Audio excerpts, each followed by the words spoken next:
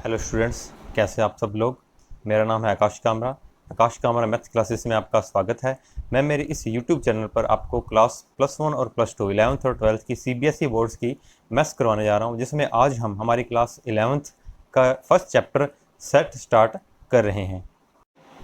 तो स्टूडेंट्स, अब हम स्टार्ट कर रहे हैं हमारा चैप्टर फर्स्ट है हमारा सेट्स। तो अब सबसे पहले हम देखते हैं सेट की डेफिनेशन। सेट क्या होता है हमारे पास? सेट होता है स्टूडेंट हमारे पास collection of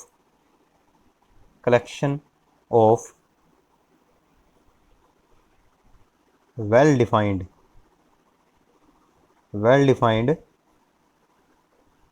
ऑब्जेक्ट्स।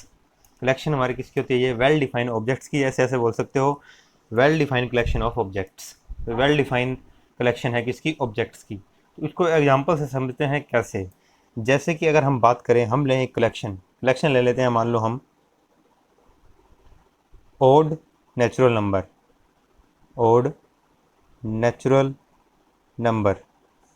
कहाँ से कहाँ तक ले रहे हैं? ये ओड नेचुरल नंबर हम मान लो लेते हैं लेस देन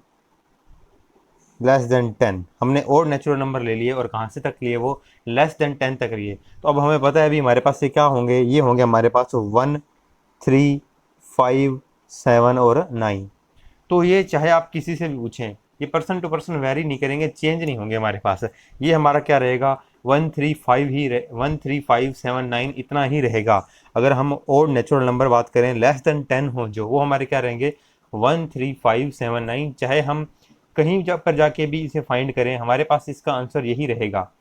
तो चेंज नहीं हो रहे, इसलिए हम इसे कहेंगे कि ये वेल डिफाइंड है। ये डिफाइन किए गए हैं कि कहाँ से शुरू होंगे और कहाँ तक खत्म होंगे।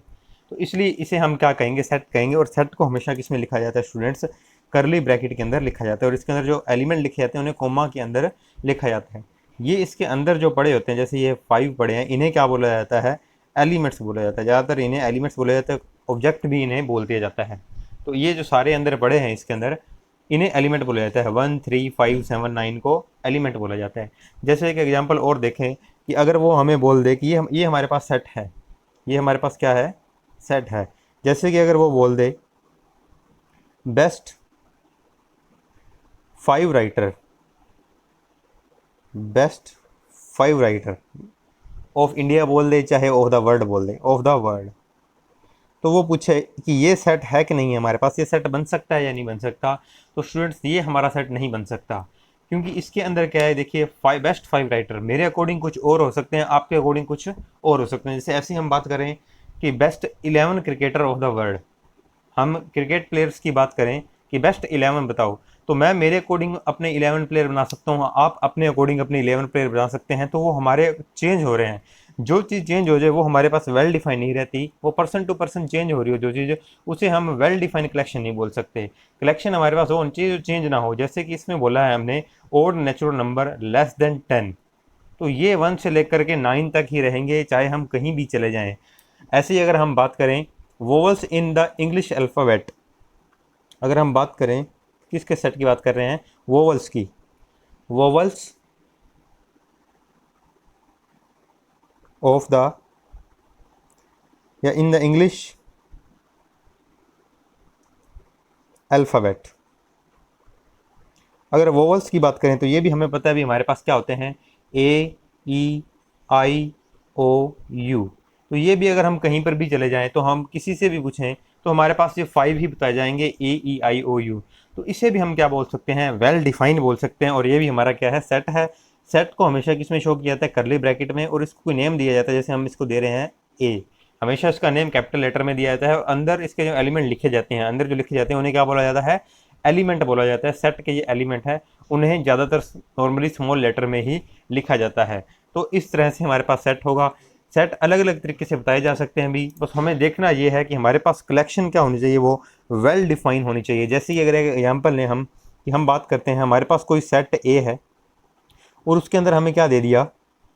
डिस्ट्रिक्ट बोल दिए ऑफ राजस्थान। जैसे जिले वो कहता है लो, डिस्ट्रिक्ट लो, कौन से स्टेट के लो? राजस्थान के लो। तो ये हमारे पास क्या कहेंगे? हम इसे सेट कहेंगे। इसे हम क्या कहेंगे? सेट कहेंगे। अब सेट को कई तरीकों से लिखा जा सकता है। जैसे मैंने इस सेट को लिखा इसमें लिखा था odd natural number less than 10। इस सेट को मैंने नेम दिया ए और इसके अंदर मैंने एलिमेंट शो कर दिए 1 3 5 7 9, ये एक सेट शो कर दिया। एक वोवल्स की बात हुई तो उसको सेट को मैंने शो कर दिया। फिर वो बात हुई कि डिस्ट्रिक्ट्स ऑफ राजस्थान, तो इस सेट को भी हम शो ऐसे भी कर सकते हैं। देखिए कि मैंने यहाँ पे सेट स्टार्ट किया और यहाँ पे लिख दिया डिस्ट्रिक्ट, और यहाँ पे लिखा मैंने कि जो डिस्ट्रिक्ट हैं ये बिलोंग्स टू कहाँ पे हैं, राजस्थान से। अभी हम इस साइन के बारे में पढ़ेंगे। ये बिलोंग्स टू का साइन होता है कि उससे ये रिलेशन रखते हैं, संबंध रखते हैं कि जो हमें सेट चाहिए था वो सेट क्या है, डिस्ट्रिक्ट का है। और डिस्ट्रिक्ट उठाने किसके, हमें राजस्थान के उठाने हैं। तो यानी कि डिस्ट्रिक्ट बिलोंग्स टू राजस्थान, कि इन जो भी डिस्ट्रिक्ट उठाएंगे उसका रिलेशन किसके साथ होना चाहिए, संबंध किसके साथ होना चाहिए, राजस्थान के साथ होना चाहिए। तो सेट को ऐसे भी लिखा जा सकता है। तो देखिए सबसे पहले यहाँ तो आपको देख के पता चलेगा कि जो अंदर पड़े हैं वो सारे के सारे एलिमेंट है, इधर भी सारे के सारे एलिमेंट है। इस सेट को कैसे पढ़ा जाता है, जैसे ही ये करली ब्रैकेट के बाद स्टार्ट होता है, ये सबसे पहले जो भी हमें मिलता है ये हमारे पास क्या होता है, एलिमेंट।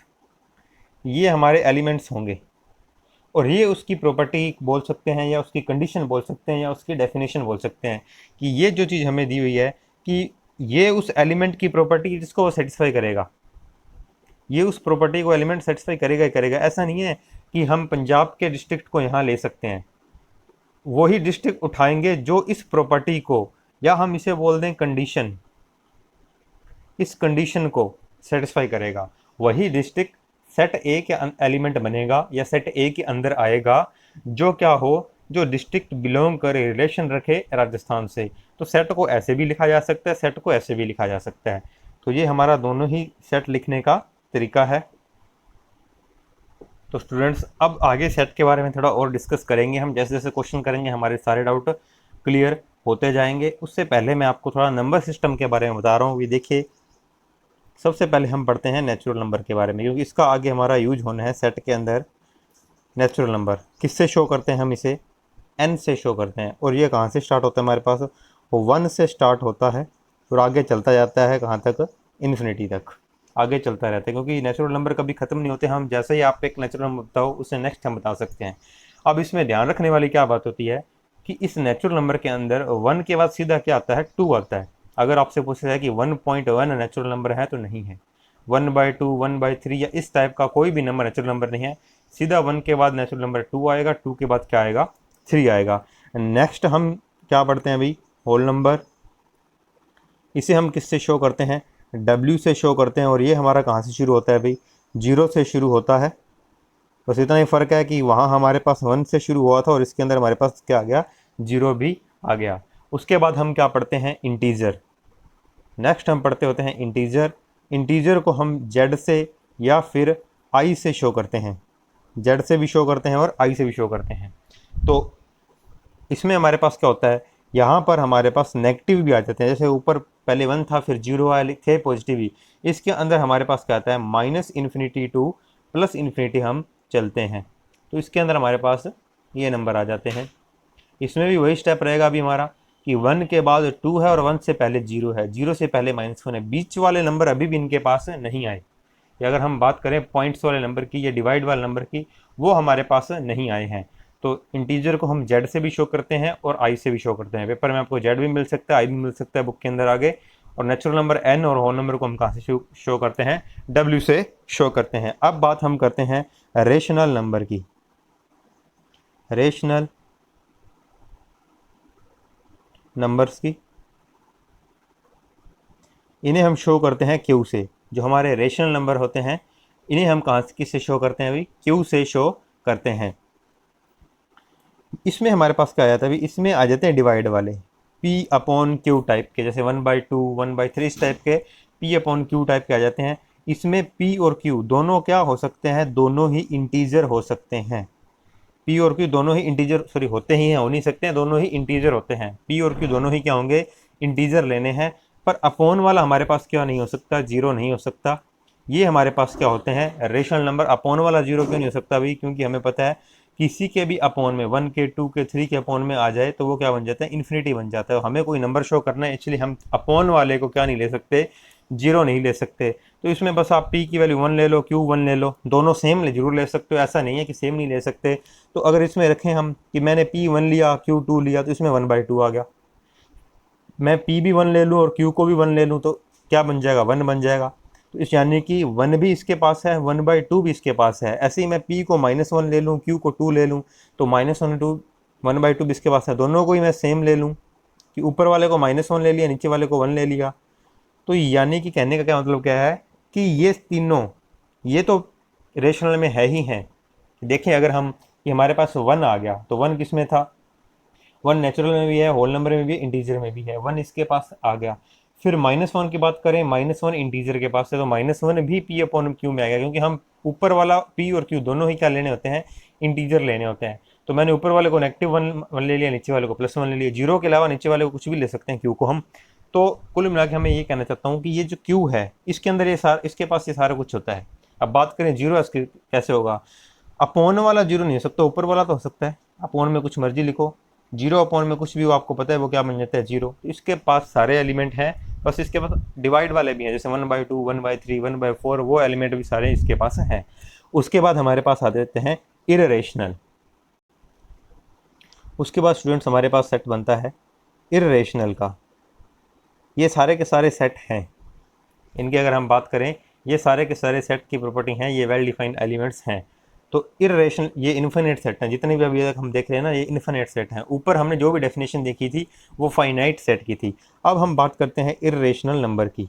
इररेशनल नंबर को क्यू नोट से शो किया जाता है, और इसके अंदर स्टूडेंट हमारे पास कौन से आते हैं, जैसे कि अंडर रूट आ गया, ई की पावर आ गई, जैसे e⁵, e⁶, इस टाइप के जितने भी एलिमेंट हैं, √3 हो गया, √7 हो गया, इनके ये वाले जितने भी नंबर बनेंगे वो सारे हमारे पास किसके अंदर आएंगे, इररेशनल के अंदर आएंगे। और उनके बाद आता है रियल नंबर। अगर उसके बाद हम बात करें तो हमारे पास आएगा रियल नंबर। और रियल नंबर में क्या आ जाता है हमारे पास, ये सारा नेचुरल से लेकर के इरेशनल तक टोटल हमारे पास किसके अंदर आ जाते हैं, रियल नंबर के अंदर। तो अगर मैं आपको बताऊं, नेचुरल, होल नंबर और इंटीजर, ये तीनों किसके अंदर पड़े हैं, क्यू के अंदर। ये तीनों किसके अंदर पड़े हैं, क्यू के अंदर। और बाकी जो एक्स्ट्रा है वो किस में है, क्यू नोट के अंदर। तो यानी कि कुल मिला के रियल के अंदर ये सारा कुछ होता है हमारे पास। क्यू यानी कि रेशनल भी होगा, इरेशनल भी होगा, जितने भी अभी तक हम ऊपर से पढ़ते हुए आए हैं सारे किसके पास आते हैं, हमारे पास रियल नंबर के अंदर आते हैं। उसके अंदर आगे अगर हम बात करें तो एक आता है हमारे पास कॉम्प्लेक्स नंबर, और ये आपका चैप्टर भी है, हम पढ़ेंगे इसको आगे आपकी बुक के अंदर। नेक्स्ट हमारे पास क्या आते हैं, कॉम्प्लेक्स नंबर आते हैं। कॉम्प्लेक्स नंबर इस फॉर्म में होते हैं भी, a+i b की फॉर्म में। इसमें आयोटा आ जाता है, इसके बारे में आगे डिस्कस करेंगे, बस एक बार आप थोड़ा ध्यान दे लीजिए। इसमें है क्या, a और b दोनों रियल होते हैं, तो इस पर हम पूरे डिस्कस करेंगे। यहाँ तक आपको देखना की होता है। तो अब अगर इसको एक डायग्राम से समझे भी तो देखिए, सबसे पहले आता है हमारे पास नेचुरल नंबर, जैसे कि हमने देखा है 1 से स्टार्ट होते हैं।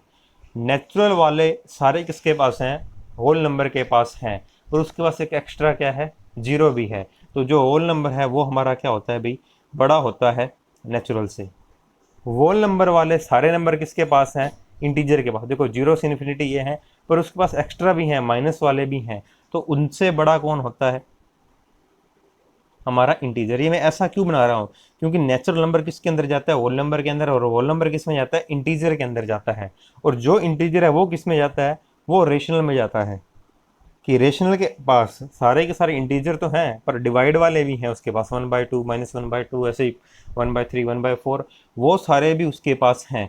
तो इनसे बड़ा अब हमारा क्या हो गया, ये हो गया हमारा रेशनल। तो देखिए, नेचुरल किसके अंदर जाते हैं, वोल नंबर में, वोल नंबर जाते हैं इंटीजर में, इंटीजर किस में जाता है, क्यू में, रेशनल में। तो अगर आप कभी भी कोई एलिमेंट उठाओ, कि मान लो मैंने इस क्यू में से कोई एलिमेंट उठा लिया और आपसे वो पूछे कि क्या वो नेचुरल होगा, तो होगा ही होगा, क्योंकि जो क्यू के पास है, सॉरी, अगर आप एक नेचुरल नंबर उठाओ और वो पूछे कि क्या वो क्यू होगा, तो वो क्यू होगा ही होगा, क्योंकि नेचुरल किसके अंदर है, क्यू के अंदर है। क्यू वाला हर एलिमेंट नेचुरल नहीं हो सकता, क्योंकि अगर वो इस जगह पर हुआ तो वो नेचुरल को सेटिस्फाई नहीं करेगा। तो ये हमारा क्या हो गया, इस तरह से हम दिखा सकते हैं। और दूसरे हमारे पास नंबर क्या है जो अलग थे, वो थे हमारे इररेशनल क्यू नोट। इन दोनों को अगर मैं मिला दूं, मैं रियल नंबर समझा रहा हूँ कैसा है, कि अगर मैं इन दोनों को मिला दूं तो वो हमारा क्या बन जाएगा स्टूडेंट्स, ये हमारा बन जाएगा real number R. Real number को शो करते हैं स्टूडेंट्स आर से। रियल नंबर को किससे शो किया जाता है, आर से शो किया जाता है। तो इस बॉक्स से थोड़ा आपको इजीली समझ आ जाएगा कि नेचुरल, वोल, इंटीजर सारे किसके अंदर है, रेशनल के अंदर। इरेशनल अलग है, रेशनल और इरेशनल मिलकर किसके अंदर है, रियल नंबर के अंदर है। तो अब हम स्टूडेंट इस साइन की बात कर रहे हैं। ये साइन क्या होता है, इस साइन को क्या बोला जाता है, बिलोंग्स टू। जैसे कि मैंने आपको बताया था कि संबंध रखता है या नहीं रखता। जैसे कि मान लो मैं एक सेट ले लेता हूँ ए, ये सेट है हमारे पास 1 2 3 4 तक, ये हमारा सेट है।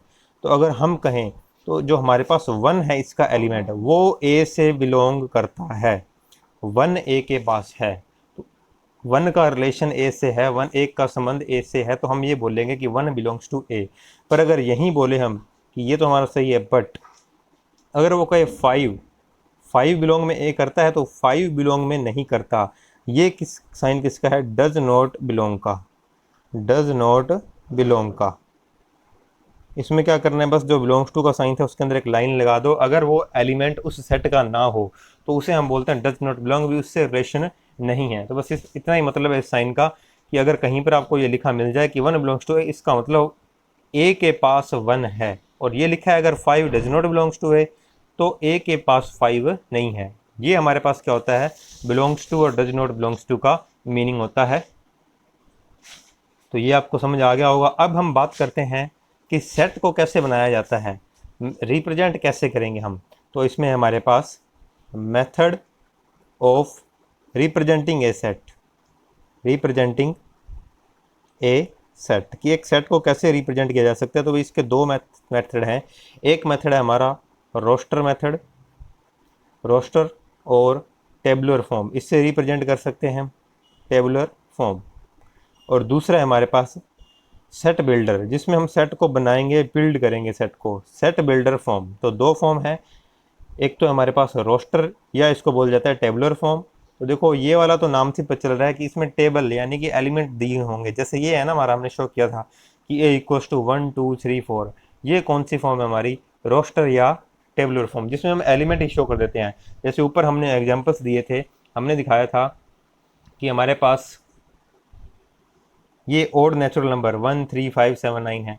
तो अगर हम ऐसे शो करें ना, ये होती है टेबुलर फॉर्म। वो कहे कि अल्फ़ाबेट्स में हमने कौन से लेने हैं, वोवल्स लेने हैं इंग्लिश अल्फ़ाबेट्स के अंदर। तो ए ई आई ओ यू हमने ऐसे शो किए, तो ये भी हमारे पास टेबुलर फॉर्म है, जिसमें हम क्या कर दें, एलिमेंट शो कर दें। तो समझ आ गया होगा टेबुलर फॉर्म क्या होती है, जिसके अंदर हम एलिमेंट शो कर देते हैं। जैसे कि यहाँ पे देखिए ए ई आई ओ यू एलिमेंट शो कर रखे हैं, 1 3 5 7 9 शो कर रखे हैं। ये तो होती है टेबुलर फॉर्म। और ये जो हमारी है, ये कौन सी फॉर्म है, ये फॉर्म है सेट बिल्डर। इसमें हमने एलिमेंट सारे दिखाए भी नहीं और सेट भी बन गया। कि हमारे राजस्थान के अंदर जितने भी डिस्ट्रिक्ट हैं, सारे तो नहीं लिखे मैंने यहाँ पर कि एक एक करके सारे लिखे हों। जैसे यहाँ तो मैंने वो सारे लिखे थे, ए ई आई ओ यू, इसमें सारे लिखे थे मैंने। तो ये टेबलर ही होगी, एक टेबल ही बना दी पूरी। ये भी इसमें कहा था कि हमें और नेचुरल नंबर चाहिए लेस देन 10, तो 10 से कम जितने भी थे वो भी मैंने सारे शो कर दिए। तो ये तो कौन सी फॉर्म होती है, हमारी टेबुलर फॉर्म होती है। और जबकि अगर हम बात करें, हमने ये सेट लिया था एक कि डिस्ट्रिक्ट कहाँ से लेने हैं, राजस्थान के। तो इसमें मैंने एक सेट बना भी दिया सारे डिस्ट्रिक्ट्स का राजस्थान के, और डिस्ट्रिक्ट एक भी नहीं लिखा मैंने, जैसे श्रीगंगानगर, हनुमानगढ़, ऐसे करके कोई भी डिस्ट्रिक्ट लिखा नहीं और सेट भी बना दिया। तो ये हमारा कौन सा है, ये हमारा क्या है, सेट बिल्डर फॉर्म है। अब इस क्वेश्चन को, जैसे ओड नेचुरल नंबर है, इसी को देखते हैं हम कि इसको दोनों में लिख सकते हैं हम, टेबुलर फॉर्म में भी लिख सकते हैं इसको, सेट बिल्डर फॉर्म में भी लिख सकते हैं। तो ये वो हमने एग्जांपल लिया था, इसमें हमने लिखा था odd natural number less than 10, odd natural number less than 10। तो इसको हम दोनों फॉर्म में लिख सकते हैं, रोस्टर इसका दूसरा नाम होता है टेबुलर फॉर्म, उसमें भी लिख सकते हैं, और सेट बिल्डर फॉर्म के अंदर भी लिख सकते हैं।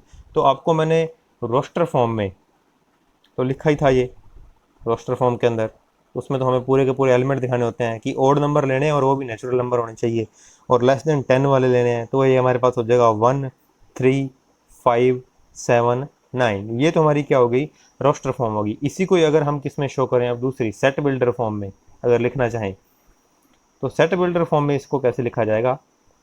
सेट बिल्डर फॉर्म में मैंने आपको बताया था कि एलिमेंट हम लिखते भी नहीं हैं और सेट के अंदर बता भी देते हैं कि एलिमेंट सारे आ गए। कैसे, कि मान लो मैंने सेट का नेम दिया ए और मैंने लिख दिया एक्स, और मैंने आपको बताया था ना सबसे पहले क्या लिखा जाता है इसका, एलिमेंट।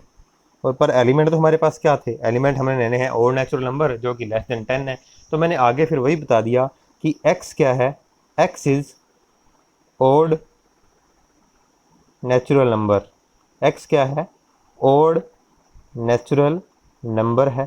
चाहे आप साइन बना दो लेस देन 10 का, चाहे आप ऐसे लिख दो कि लेस देन 10, चाहे आप साइन बना दो लेस देन 10 का, चाहे बता दो। अब ये देखो, ये इसमें भी वही सारे एलिमेंट आ गए। हमने कहा कि ए के अंदर हमारे पास क्या है, ए के अंदर हमारे पास एक्स है।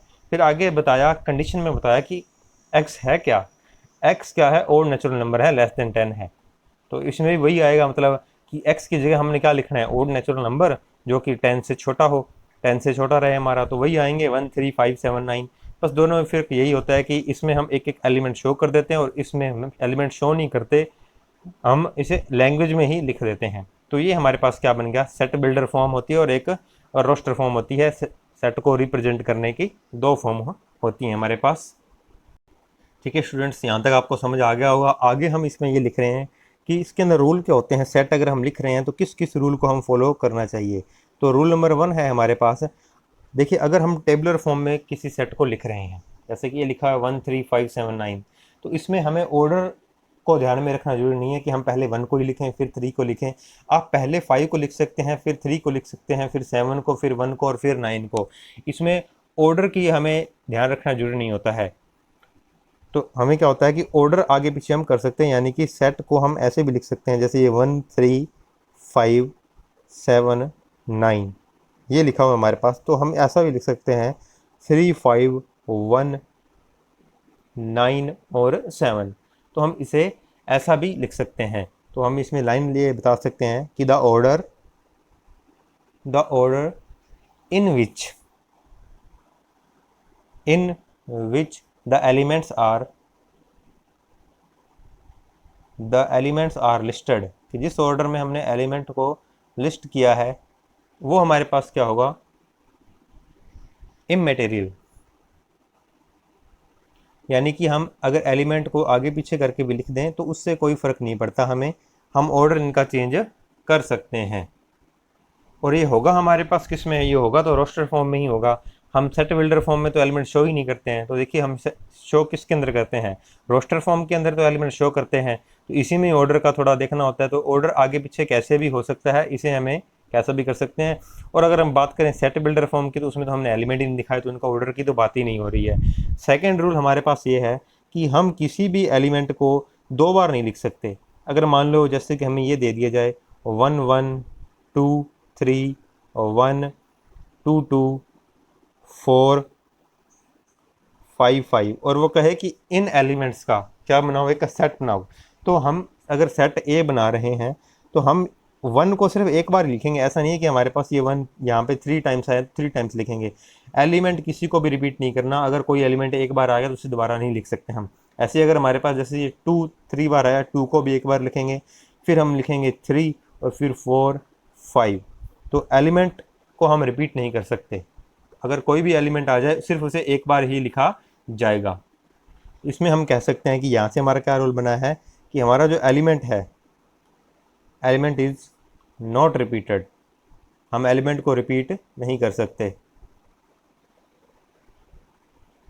तो स्टूडेंट एक और हम सेट का एग्जाम्पल देख लेते हैं। आई होप आपको अभी तक जितने भी एग्जाम्पल कराए हैं वो सारे समझ आ गए होंगे कि सेट कैसे होता है। अगर एक और हम एग्जाम्पल देखें यहाँ पर कि सेट का, कि वो हमें बोल दे कि सेट लिखो आप, सेट ऑफ नेचुरल नंबर ही बोले, मान लो हमें वो कि नेचुरल नंबर, लेकिन इसमें बोल दे बिटवीन 3 to 10। वो कहे कि 3 to 10 के बीच में हम क्या बनाओ, नेचुरल नंबर का एक सेट बनाओ। तो वही आपको मैंने बताया, दो मेथड है हमारे पास, एक है रोस्टर फॉर्म और दूसरी है सेट बिल्डर। अगर हम रोस्टर फॉर्म में लिखना चाहें तो रोस्टर फॉर्म तो देखिए इसमें इजी रहेगी हमारे पास। रोस्टर फॉर्म में मैंने सेट को अगर ए नेम दिया, करली ब्रैकेट के अंदर लिखना होता है, 3 और 10 के बिटवीन लेना, यानी कि 3 को भी नहीं लेना 10 को भी लेना। तो ये हमारा क्या हो जाएगा 4 5 6 7 8 9। तो टेबुलर फॉर्म तो ईजी होती है। रेड रोस्टर फॉर्म ये हम कब यूज़ करते हैं, जब हमारे पास एलिमेंट क्या होते हैं, फाइनाइट होते हैं।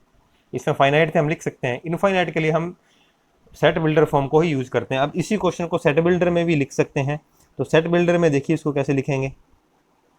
जैसे मैंने आपको पहले बताया था कि हम सेट बिल्डर में क्या करते होते हैं, यहाँ पर x लिखा था, जैसे इसमें बताना था कि odd natural number less than 10, x लिखा और बाद में बता दिया कि x नेचुरल नंबर है और लेस देन 10 है। इसमें भी हम देखिए यहाँ पे यही कर रहे हैं कि अगर मैं इसे a सेट नेम देता हूँ तो मैंने क्या लिख दिया यहाँ पर x, लेकिन इस बार मैंने ऐसे बता दिया कि x जो है हमारा greater than equals to 3, sorry equal नहीं है, greater than 3 less than 10 and x belongs to natural number.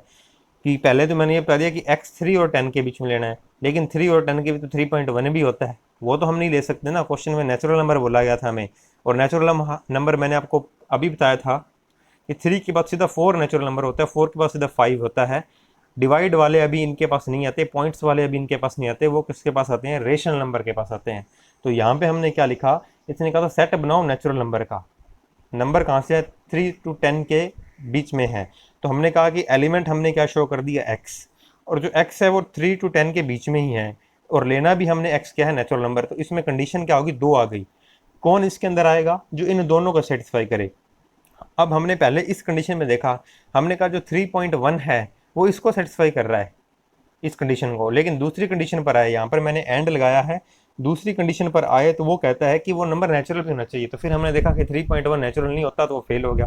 फिर हमने 3.2 3.9 तक देखते गए तो सारे नेचुरल नंबर नहीं थे 3.9 तक। फिर जब मैंने 4 डाला, 4 हमने देखा कि 3 और 10 के बीच है, तो पहली कंडीशन सेटिस्फाई हो गई। फिर दूसरी कंडीशन पर गए, वो कहता कि 4 नेचुरल नंबर है, हमने कहा है तो हम 4 लिखेंगे, तो वो देखो टेबलर में हमने पहला एलिमेंट 4 ही बताया था। फिर ऐसे ही 4.1 के पास गए तो हमने चेक किया कि पहली तो सेटिस्फाई हो रही है कि 3 और 10 के बीच है, लेकिन दूसरी सेटिस्फाई नहीं हो रही, नेचुरल नहीं है। तो ऐसा ही नेक्स्ट 5 सेटिस्फाई करेगा, फिर 6 7। तो ऐसे हम दोनों ही तरीके से सेट को लिख सकते हैं। बाकी जैसे जैसे क्वेश्चन करेंगे और मैं आपको बताते जाऊंगा, आपके डाउट और क्लियर होते जाएंगे। तो अब हम इसके करेंगे क्वेश्चन, वो हम करेंगे नेक्स्ट क्लास में। थैंक यू स्टूडेंट्स, मिलते हैं नेक्स्ट क्लास के अंदर।